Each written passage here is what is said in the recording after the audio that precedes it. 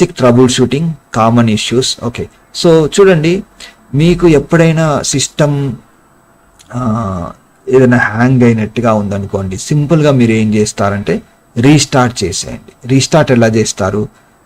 అది హ్యాంగ్ అయిపోయింది అనుకోండి, కంట్రోల్ పట్టుకొని ఆల్ట్ పట్టుకొని, అంటే కొన్ని నేను ఇక్కడ డైరెక్ట్గా చేసి చూపించడానికి కుదరదు. చేసి చూపిస్తే మళ్ళీ నాకు సిస్టమ్ రీస్టార్ట్ కావడం అట్లాంటి ప్రాబ్లమ్స్ వస్తాయి. అందుకే నేను మీకు నోట్స్ పెట్టాను, ఆ థియరీ చదువుకుంటే మీరు చేయండి. తర్వాత ఏది ప్రాబ్లం వచ్చినప్పుడు కంట్రోల్ ఆల్ డిలీట్ కొట్టి ఒక విండో వస్తుంది, అక్కడ రీస్టార్ట్ కొడితే రీస్టార్ట్ అయిపోతుంది. అలా చేసుకోవచ్చు.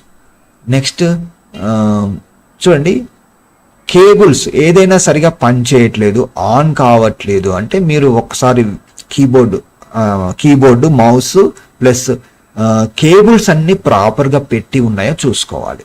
ఓకే, ఒకవేళ ల్యాప్టాప్ ఆన్ కావట్లేదు అంటే మెయిన్ రీజన్ ఏమై ఉంటుందంటే ఛార్జింగ్ కావట్లేదు. ఛార్జింగ్ కేబుల్ కరెక్ట్గా పెట్టి ఉందా అనేది చూసుకోండి. పెట్టి ఉన్నా కూడా పని చేయట్లేదంటే ఆ ఛార్జర్ లేకుంటే బ్యాటరీ ప్రాబ్లం అన్నట్టు. మరి దాన్ని షాప్లో చూపిస్తే వాళ్ళు చెక్ చేస్తారు. ఓకే, సో సాఫ్ట్వేర్ ఇష్యూస్ కూడా, కొన్ని సౌండ్ సరిగా పని చేయదు, అప్పుడు కూడా మీరు ఏం చేయాలంటే కనెక్టివిటీ ఇష్యూస్ ఉంటాయి మెయిన్గా. అంటే ఇక్కడ చూడండి, ఈ స్పీకర్ దగ్గర నేను ఇలా పెట్టాను అనుకోండి, ఇప్పుడు ఏమైంది, మ్యూట్ అయిపోయింది. సో ఇలా ఎప్పుడన్నా మీకు సౌండ్ వినబడుకుంటే మీరు ఎలా ఆన్ చేసుకోవాలి? ఇక్కడికి వచ్చి దీన్ని అన్మ్యూట్ చేసుకోవాలి. ఇంకొకటి కూడా మీకు చెప్తాను, ఇక్కడ అప్ యారో నొక్కండి. అప్ యారో నొక్కిన తర్వాత మీరు డిఫరెంట్ ఒకసారి ఇయర్ ఫోన్స్ పెట్టుకుంటారు. ఇయర్ ఫోన్స్ పెట్టుకొని ఆ ఇయర్ ఫోన్స్ దానికి కనెక్ట్ చేశారు, కానీ మీరు వచ్చి సిస్టమ్ ముందు కూర్చుంటారు. ఆ ఇయర్ ఫోన్స్ పెట్టుకోకుండా సిస్టంలో సౌండ్స్ రావట్లేదు అనుకుంటారు, కానీ సౌండ్ వస్తుంది, అక్కడ వస్తుంది. మరి మీరేమనుకుంటారంటే నాకు స్పీకర్లో వినబడాలి అనుకుంటారు. అప్పుడు ఏం చేయాలంటే మీ స్పీకర్ పెట్టుకోవాలి. ఇక్కడ స్పీకర్ అనేది సెలెక్ట్ చేసుకోవాలి. మీకు అక్కడ ఇయర్ ఫోన్స్ లేకుంటే మైక్రోఫోన్ అని హెడ్ ఫోన్ అని కనిపిస్తుంది. హెడ్ ఫోన్ అని సెలెక్ట్ చేస్తుంటే ఆ హెడ్ ఫోన్స్ ఆల్రెడీ మీరు కనెక్షన్ పెట్టుండొచ్చు, అక్కడికి వెళ్తుంది సౌండ్.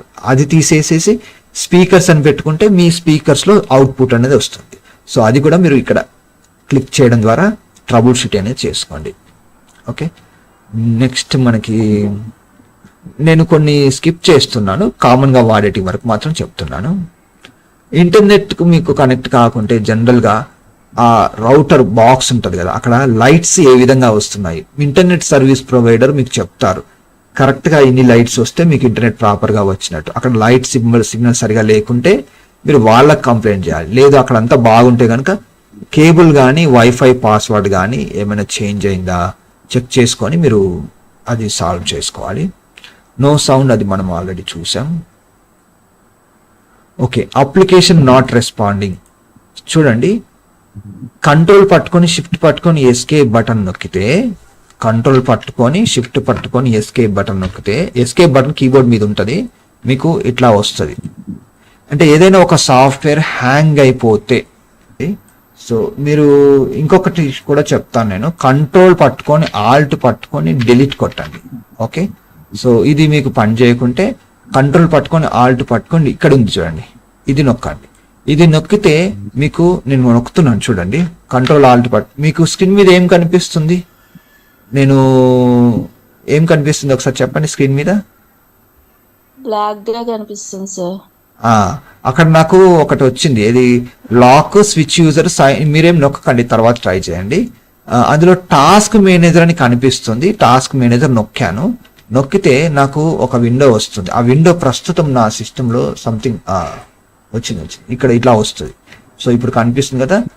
ఎప్పుడైనా సిస్టమ్ హ్యాంగ్ అయితే, సిస్టంలో ఏదైనా ఒక సాఫ్ట్వేర్ హ్యాంగ్ అయితే మీరు స్క్రీన్ మీద ఇక్కడ చూపిస్తున్నట్టు కంట్రోల్ ఆల్ట్ కొట్టితే ఒక విండో వస్తుంది, అందులో టాస్క్ మేనేజర్ అని నొక్కాలి. ఓకే, టాస్క్ మేనేజర్ నొక్కాలి. నొక్కిన తర్వాత ఇక్కడ చూడండి, ఏ సాఫ్ట్వేర్ అయితే హ్యాంగ్ అయిందో ఆ సాఫ్ట్వేర్ను సెలెక్ట్ చేసుకొని, for example Microsoft edge select చేసుకొని ఎండ్ టాస్క్ అన్నా అనుకోండి, ఆ మైక్రోసాఫ్ట్ ఎడ్జ్ అనేది క్లోజ్ అయిపోతుంది. తర్వాత మళ్ళీ ఒకసారి ఆ సాఫ్ట్వేర్ ఆన్ చేసుకొని మీరు వర్క్ అనేది చేసుకోవచ్చు.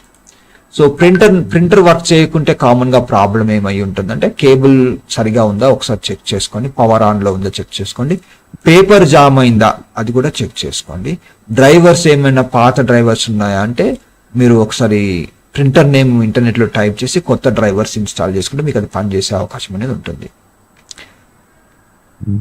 నెక్స్ట్ మనకి ఓకే, సో ఇక్కడ ఇవి కొంచెం అడ్వాన్స్డ్ టాపిక్స్, ఎక్కువ వరకు హార్డ్వేర్ చేసే వాళ్ళకి యూజ్ అవుతాయి. బట్ మీరు తర్వాత స్టడీ చేసుకోండి, ఇంట్రెస్ట్ ఉంటే మీరు చేయొచ్చు.